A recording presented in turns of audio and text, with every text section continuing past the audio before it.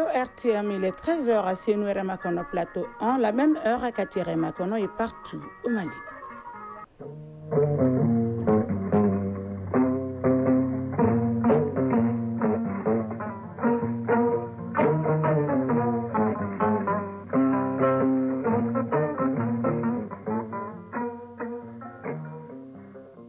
Le journal. Aïssata Saliou Maïga.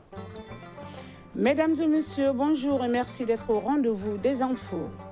La Russie et le Mali ont signé une dizaine de conventions interuniversitaires particulières. Le but est de prôner l'excellence et ouvrir des portes de l'emploi aux jeunes Maliens et l'accent est mis sur l'adéquation des filières de formation. Bamako abrite la deuxième réunion du Conseil consulaire régional de l'UEMOA. La dite réunion statutaire devra identifier les avancées et les difficultés qui entravent la bonne exécution des programmes mis en place. Dans la page sport, on parlera de la réception provisoire hier du nouveau centre technique du Mali, construit au niveau de la zone aéroportière dans le cadre du projet Forward FIFA. Il sera également question des Jeux de l'AES à Bamako qui dominent l'actualité sportive. Les enfants sont au cœur de la lutte contre la pollution des plastiques non biodégradables dans notre pays et c'est là à travers des cours dispensés sur la protection de l'environnement et surtout sur le recyclage des objets. Les détails assurent dans la chronique de l'environnement. Mesdames et messieurs, une fois de plus, bonjour et merci de votre constante fidélité au programme de l'ERTM. Je vous le disais à l'instant, dans les titres, l'un des axes de coopération russe-malienne revitalisée est l'enseignement supérieur et la recherche scientifique. Les deux pays ont signé une dizaine de conventions interuniversitaires particulières. Il s'agit de développer le transfert de technologies, surtout dans les filières porteuses. L'accent est mis sur l'adéquation des filières de formation et offre d'emploi. Nos envois spéciaux, Sira Batili et Adaman Kamara, font un focus sur l'enseignement supérieur et la recherche scientifique. Le Mali et la Russie ressortent du tiroir le volet formation des étudiants maliens en Russie. Le quota est revu à la hausse, 290 pour cette année universitaire, pour donner la chance aux jeunes Maliens désireux d'étudier en Russie. Les critères pour y accéder sont ceux d'excellence et d'engouement pour l'apprentissage. Professeur Bourima Kansai, ministre de l'Enseignement supérieur et de la Recherche scientifique. Donc pour ce qui concerne les boursiers de l'État, il y a les critères de performance académique. Donc il s'agit d'avoir au moins la mention. Quand les dossiers sont déposés, le classement est fait donc, en fonction de ces moyens et c'est par ordre de mérite. Dans l'ensemble, nous avons plus de 500 étudiants maliens boursiers ici. Ces étudiants s'ajoutent aussi ceux qui viennent étudier à titre privé, ils sont très nombreux.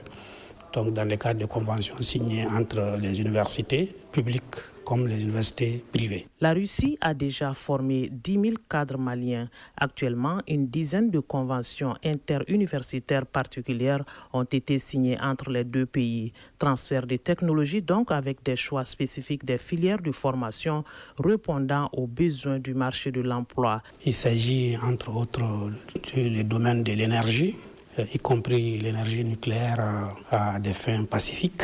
Il s'agit aussi du domaine de l'intelligence artificielle. Il s'agit aussi des domaines de la géologie et des mines. Le but, prôner l'excellence et ouvrir les portes de l'emploi. L'accent est mis sur la formation des cadres. Aux étudiants des bourses d'études et aux professionnels exerçant déjà des bourses de perfectionnement dans plusieurs secteurs. Moscou, Sira Batili, Adama Kamara pour l'ORTM. Nous sommes hors du pays et nous y restons. Au Tchad, l'opposant Succès Masra, ancien Premier ministre et président du parti Les Transformateurs, a entamé une grève de la faim ce mardi.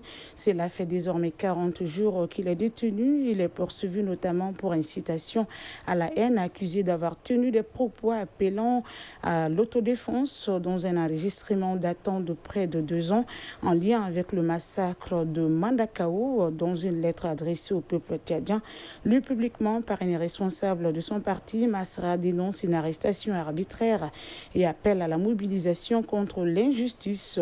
Il affirme entrer en grève de la faim en solidarité avec le peuple tchadien et pour réclamer la libération des consciences face aux inégalités. Au Soudan, tension diplomatique après de graves accusations de Khartoum contre le Kenya. Le gouvernement soudanais affirme que Nairobi soutient les forces de soutien rapide en guerre contre l'armée régulière depuis plus d'un an. Sur le terrain, les combats se poursuivent, notamment à Kordofan, où plus de 40 civils ont été tués selon l'OMS. Le conflit a déjà fait des dizaines de milliers de morts et plus de 13 millions de déplacés depuis avril 2023. Au Mozambique, la province de Cabo Delgado est de nouveau frappée par des violences graves selon Human Rights Watch. Au moins 120 enfants ont été enlevés ces dernières semaines par le groupe armé Al-Shabaab, affilié à l'État islamique. Ces enfants sont forcés de combattre, de travailler ou même d'épouser de force des insurgés. Depuis 2017, ce conflit a déjà fait plus de 6 000 morts et déplacé plus d'1 million de personnes. Human Rights Watch appelle les autorités à agir d'urgence pour protéger les civils et retrouver les enfants kidnappés. Un contraste saisissant alors que le Mozambique commémore aujourd'hui le 55e anniversaire de son indépendance acquise le 24 juin 1975 après 500 ans de domination coloniale portugaise. Le cessez-le-feu entre l'Iran et l'Israël entré en vigueur ce mardi à l'initiative de Donald Trump tient pour l'instant. Les deux camps revendiquent la victoire, mais les tensions restent vives. À Téhéran, les autorités affirment avoir imposé la trêve et se disent prêtes à négocier avec les États-Unis sans renoncer à l'enrichissement d'uranium. 5 personnes ont été pendues pour l'espionnage. Près de 700 arrestations ont eu lieu en lien avec des activités pro-israéliennes. Le conflit a fait plus de 600 morts en Iran contre au moins 28 en Israël. Et enfin, pour tenter de mettre fin au conflit israélo-palestinien, les discussions entre le Hamas et les médiateurs internationaux se poursuivent. Mieux encore, elles se seraient intensifié ces dernières heures selon un haut responsable du Hamas. Il affirme que les échanges avec les médiateurs égyptiens et qataris n'ont jamais cessé malgré la guerre qui fait rage depuis plus de 20 mois dans la bande de Gaza.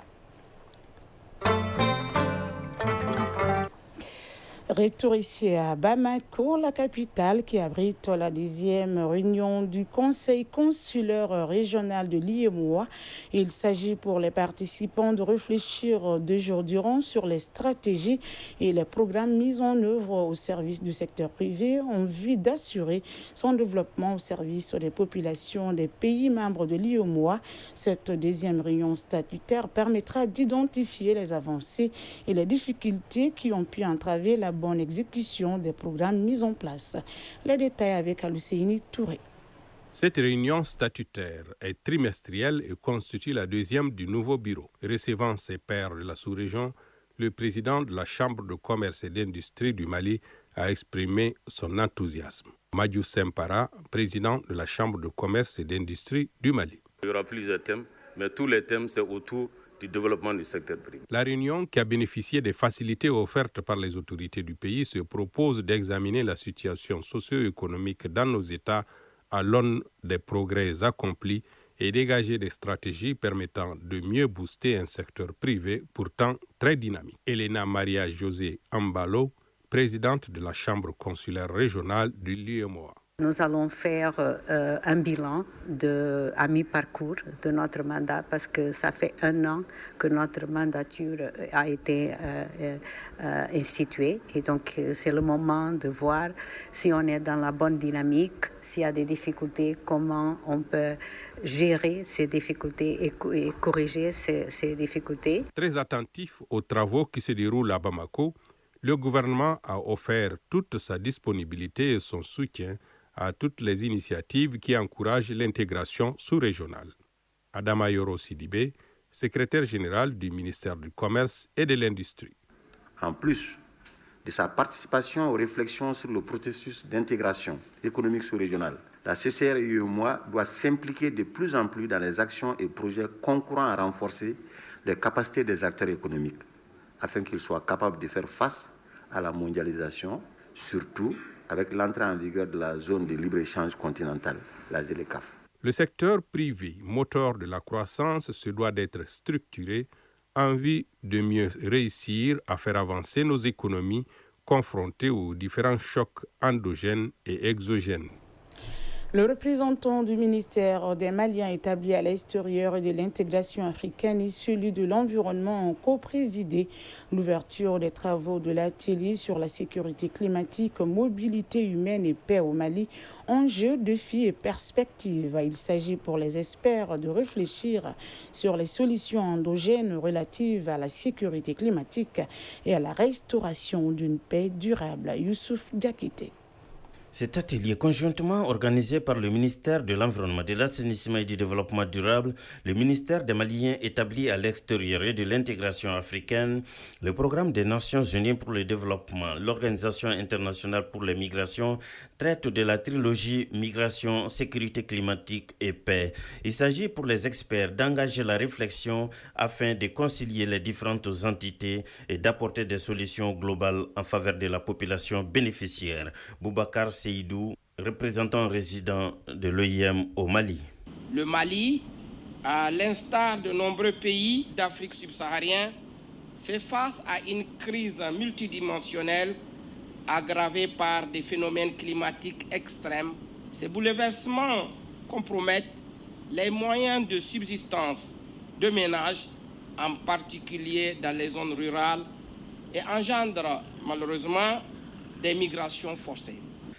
Il s'agit d'engager surtout la réflexion sur la mobilité humaine provoquée par les perturbations climatiques. Fadimata Traoré, représentante du représentant résident du PNUD au Mali. Selon le rapport 2025 sur les besoins humanitaires, le nombre de déplacés internes a dépassé les 378 000 personnes. Pas moins de 450 personnes, principalement les femmes et les enfants, ont été affectées par les inondations de grande ampleur sur l'intégralité de tout le territoire national, poussant ainsi le gouvernement à déclarer l'état de catastrophe nationale. Des milliers de personnes ont été contraintes de se déplacer et ont perdu leurs maisons et leurs biens de subsistance. Le développement de cette thématique est financièrement soutenu par l'ambassade de Belgique au Mali. Patrick Debouc, ambassadeur de Belgique au Mali. La coopération belge avec l'agence belge de développement ENABEL a lancé en 2023 un programme régional climat au Sahel doté de 50 millions d'euros, dont 11,5 millions pour le Mali. Et par ailleurs, dans le cadre de l'appui multilatéral, la Belgique finance le projet de sécurité climatique mis en œuvre par le PNUD dans la région de Koulikoro à hauteur de 4 millions d'euros, ainsi que le projet Tahama dans les régions de Kayes et Sikasso, mis en œuvre par l'OIM et qui est axé sur la résilience climatique des personnes vulnérables, y compris des migrants et des personnes déplacées. L'atelier est coprésidé par le ministère de l'Environnement, de l'Assainissement et du Développement durable et celui des Maliens établis à l'extérieur et de l'intégration africaine directement concernés par les phénomènes migratoires et de sécurité climatique. Moussa Diarra, secrétaire général du ministère de l'Environnement, de l'Assainissement et du Développement durable. Notre pays a inscrit la lutte contre les vulnérabilités climatiques et leurs impacts sécuritaires parmi les priorités stratégiques de l'action publique. À l'issue de l'atelier, les participants vont formuler des recommandations pour une gestion efficace de la sécurité climatique, de la mobilité humaine et de la paix, gage d'un développement harmonieux. Lancement hier du bulletin de santé publique du Mali à l'Institut national de santé publique INSP www.bspml.mali. C'est la page web de ce nouveau site d'information. Elle donne des informations sur la prévention et le traitement afin que des mesures puissent être prises pour minimiser les menaces de santé publique. Djamba Moussa Konaté. Retrouvez désormais toutes les informations sur l'analyse des événements de santé publique, les analyses épidémiologiques et les évaluations de politique sur www.bspmali.ml. www.bspmali.ml, c'est la page web du nouveau bulletin de santé publique du Mali. Le lancement de cette plateforme d'information vise à contribuer à la veille épidémiologique et à offrir des informations essentielles sur l'accessibilité, la qualité et l'utilisation des produits pharmaceutiques et des vaccins, entre autres. Professeur Fatou Diawara, directrice générale adjointe de l'Institut national de santé publique. Assurer sa santé publique dans son pays n'est pas suffisant à l'heure actuelle des événements et des catastrophes, des problèmes de santé publique qui se posent. Donc les pays qui ont le plus de ressources soutiennent les autres pays à pouvoir mettre en place des outils stratégiques pour pouvoir améliorer leur état de santé. Serigne Diagne, directeur pays du Centre pour la prévention et le contrôle des maladies des États-Unis d'Amérique. Et ils ont aussitôt compris l'importance de ce bulletin, surtout pour la dissémination rapide et extensive de l'information sanitaire, qui est très importante, non seulement pour les décideurs, mais aussi pour les scientifiques.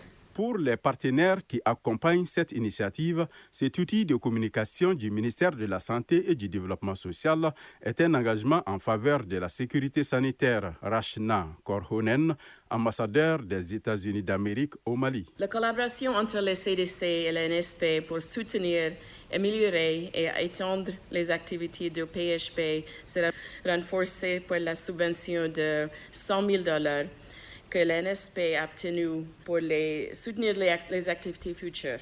Dr Abdelai Keïta, conseiller technique au ministère de la Santé et du Développement social. Notre ambition est que chaque numéro du bulletin de santé publique du Mali renforce la confiance de la population et des professionnels à notre système de santé en leur fournissant des analyses claires et utiles. À ce titre, il prendra en compte l'approche multisectorielle. Une seule santé. Nous savons aujourd'hui que la santé humaine, animale et environnementale sont profondément liées. Les acteurs de la santé ont mis ce lancement à profit pour présenter aux invités la structure de gouvernance et la feuille de route du bulletin de santé publique.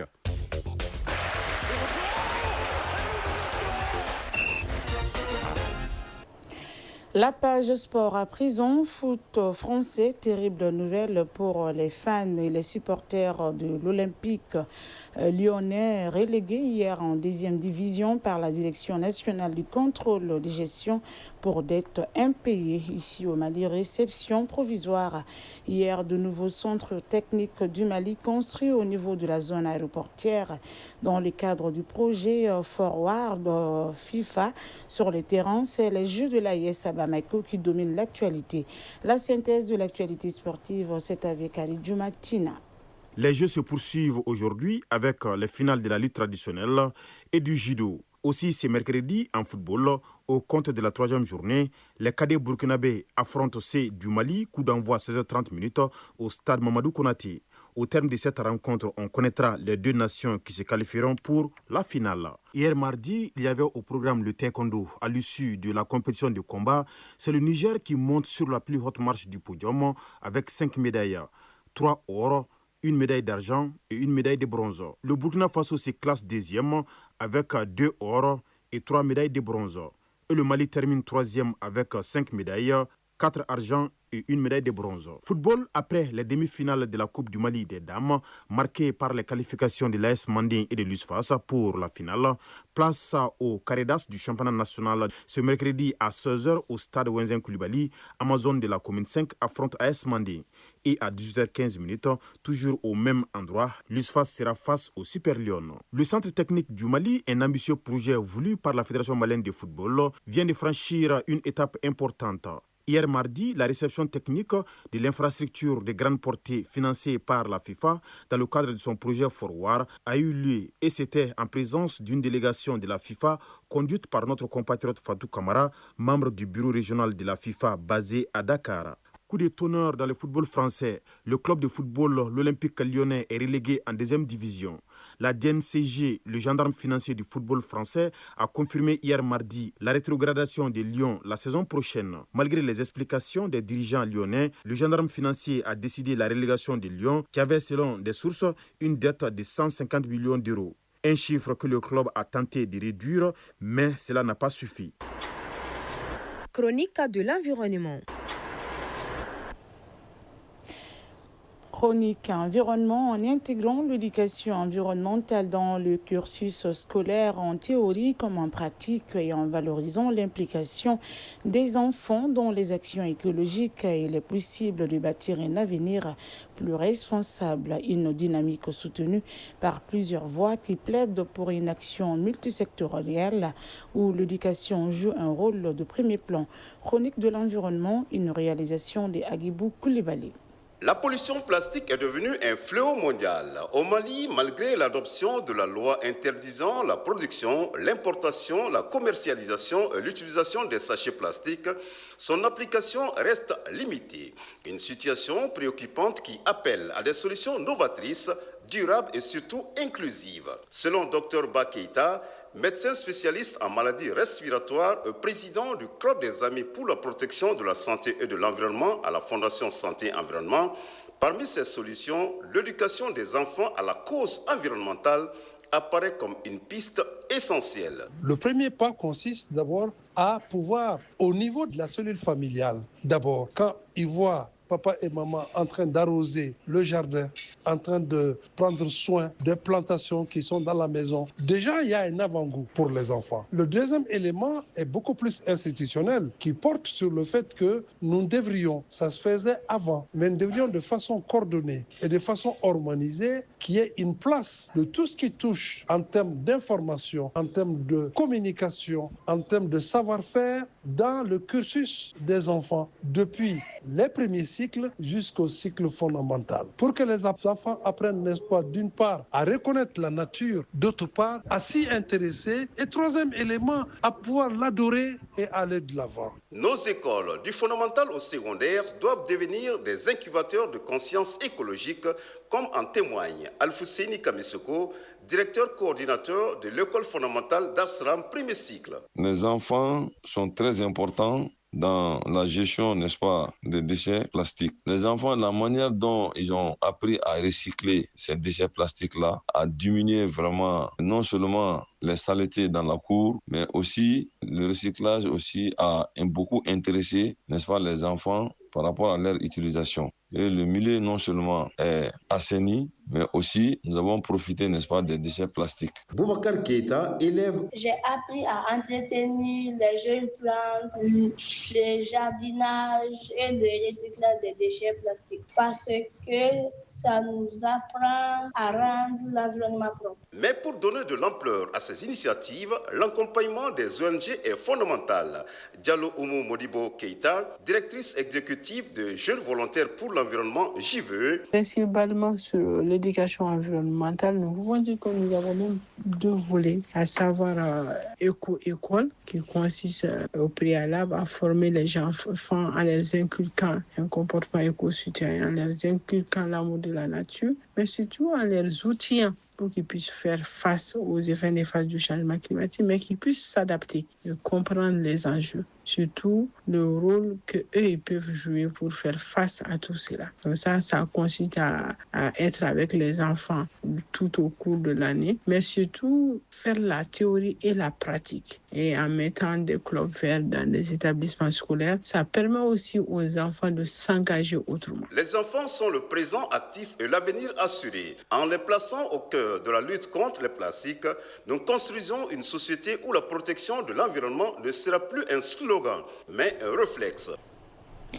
Point final à cette édition qui vous a été présentée par Issata Salou Maïga. Sa mise en onde a été assurée par Fousséini Sissoko et Absé Traoré. Mise en ligne Badi Touré. Réalisation Diafar Cham. Coordination Ousmane Dao. Merci d'avoir été des nôtres. Et à très vite sur les antennes de l'ERTM pour d'autres informations encore plus poignantes d'ici et d'ailleurs. D'ici là, prenez bien soin de vous et des autres. Restez surtout connectés. Dans quelques instants, Fousséini Diarra et Adaman Koulibaly seront là pour la lecture des avis et communiqués divers.